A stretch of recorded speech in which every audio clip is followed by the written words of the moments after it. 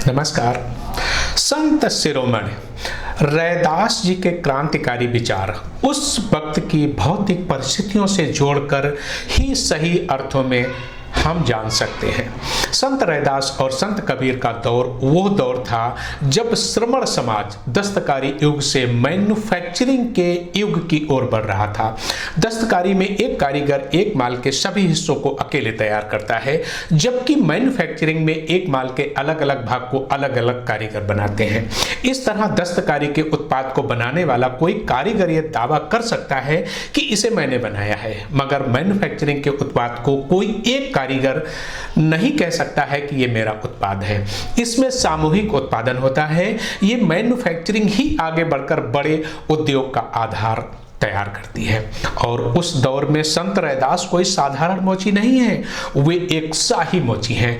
Manufacturing के रूप में इनकी छोटी सी कार्यशाला है जिसमें इनके कई शागिर्द काम करते हैं। इनकी मैन्युफैक्चरिंग के बने जूते बड़े बड़े राजे रजवाड़े बादशाह व नवाब पहनते हैं।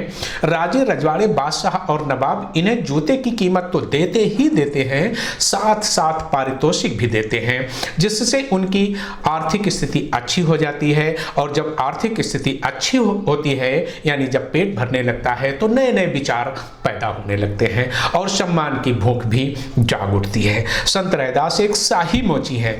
उनकी चमड़े शोधन की वैज्ञानिकता और जूता बनाने की उत्तम तकनीक से राजे रजवाड़े नवाब और बादशाह प्रभावित हैं। उनकी योग्यता से प्रभावित होकर उन्हें राजकीय संरक्षण प्रदान किए हुए हैं।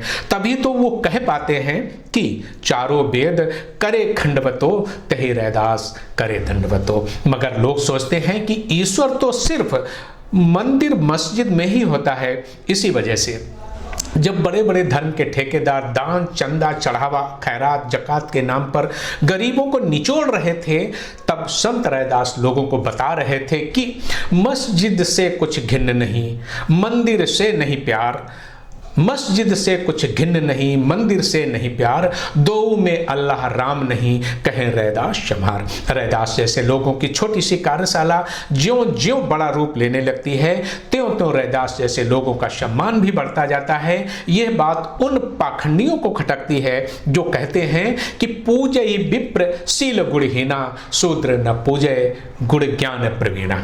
ऐसे पाखंडियों को संत रैदास ने चुनौती भरे लहजे में कहा, एक बूंद से सब जग उपज्या, को बामन को शूदा। उस समय वर्ण व्यवस्था और जाति व्यवस्था में बहुजनों को कूड़े कचरे के समान समझा जाता था। शूद्र लोग गुलामी भरी जिंदगी जी रहे थे। रैदास ने उन्हें आजाद होने के लिए प्रेरित किया। पराधीनता पाप है, पराधीनता पाप है, जान ले रे मीत, पराधीन बेदीन से कौन करे है प्रीति। इस तरह संत रैदास ने गुलाम बनने को पाप बताया और उससे मुक्ति के लिए लोगों को उकसाया भी। साथ ही साथ आजादी क्या चीज होती है उसका एक नक्शा भी प्रस्तुत किया। रैदास सिर्फ हथकड़ी बेड़ी खोल देने को ही आजादी नहीं कहते हैं, बल्कि उनकी मानवीय आवश्यकताओं की पूर्ति को आजादी कहते हैं।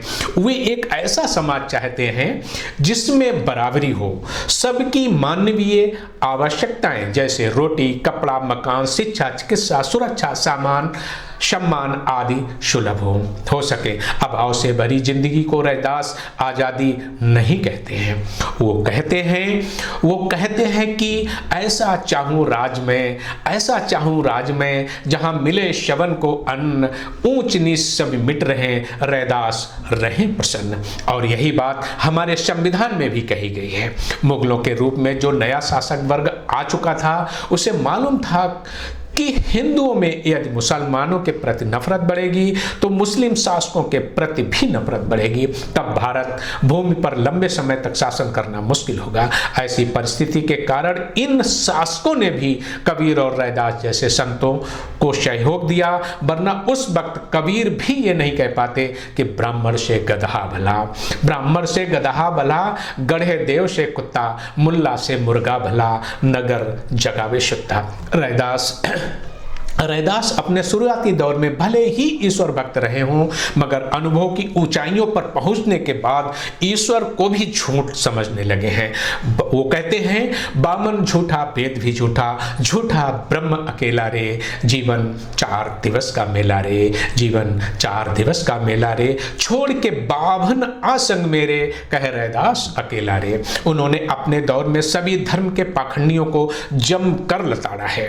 दरअसल जब भारत में कबीर और रैदास जैसे दस्तकारों की छोटी सी कार्यशाला विकसित होकर मैन्युफैक्चरिंग में प्रवेश कर रही थी और 17वीं सदी आते आते उनकी मैन्युफैक्चरिंग विकसित होकर उद्योग का रूप लेने जा रही थी, उसी वक्त अंग्रेज आ गए। शुरुआत में तो अंग्रेज बहुजनों की मैन्युफैक्चरिंग का कुछ नहीं बिगाड़ पाए, परंतु जब उनके पास भाप का इंजन आ गया तब वे भाप के इंजन और सामंती लोगों के सहारे बड़े पैमाने पर उत्पादन करने लगे। अतः उनका माल बहुजनों की मैन्युफैक्चरिंग से सस्ता पड़ने लगा, जिससे वे पूरे बाजार में छा गए।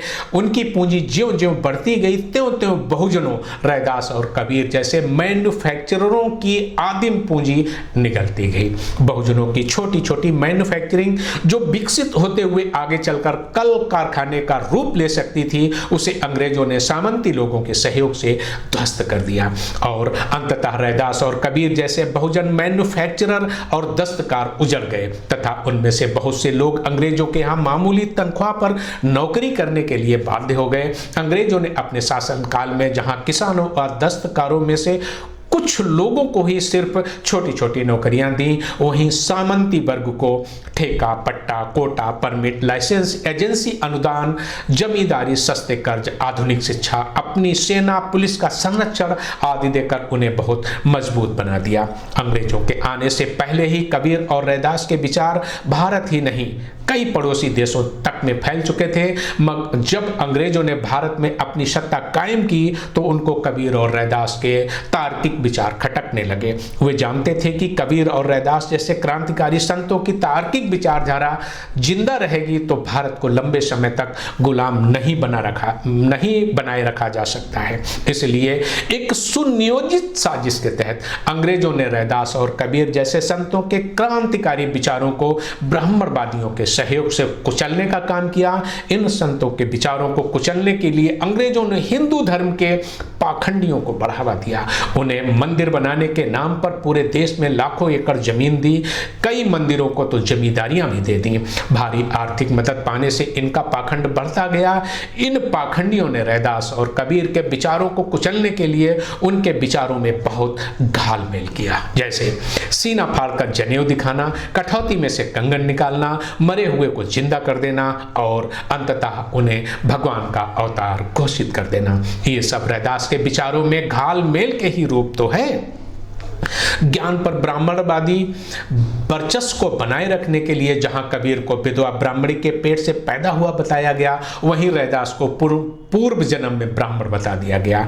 इन मनगढ़ंत कहानियों से वे सिद्ध करना चाहते हैं कि ब्राह्मण जाति में ही पैदा होना ही विद्वान हो सकता है। अगर अंग्रेज नहीं आते तो कबीर जैसे लोगों की पीढ़ियों में टाटा जैसे लोग और रैदास जैसे लोगों की पीढ़ियों में बाटा जैसे लोग पैदा होते। तब बड़े बड़े स्लाटर हाउसों के मालिक बल्कि चमारों और महारों में से होते, डेयरी उद्योग के मालिक अहीर और गणनियों में से होते। यूरोप की तर्ज पर भारत में भी दस्तकारों में से मैन्युफैक्चरर निकलते जो आज शासक होते। वर्ण व्यवस्था और जाति व्यवस्था कूड़े दान में चली जाती, परंतु ऐसा विकास भारत में नहीं हो पाया। आज शोषक वर्ग अपनी शोषणकारी व्यवस्था को बनाए रखने के लिए एक साजिश के तहत पाखंड को बढ़ावा दे रहा है। अतः आज ऐसी परिस्थिति में संत रैदास और संत कबीर के विचार पहले से कहीं अधिक प्रासंगिक हो गए हैं। धन्यवाद।